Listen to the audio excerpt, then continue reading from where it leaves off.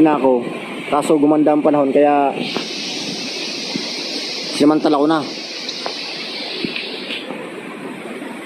Okay, maya-maya naman. Ito nga pala ang bagong beach ngayon sa Matnog, dito sa may diversion, no? Diversion pa Santa Magdalena.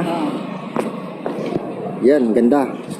Mag-start daw sa May, opening nila. Ganda. Ganda ng ambience. May mga ano dyan, Nay? Mayroon. Mga lodge, yan. Mga sinapupuan. Tapos mga cottages na, no? Oo, kasi. May swimming pool. Meron? Ayos, ah. Sa dako na maasya si bata.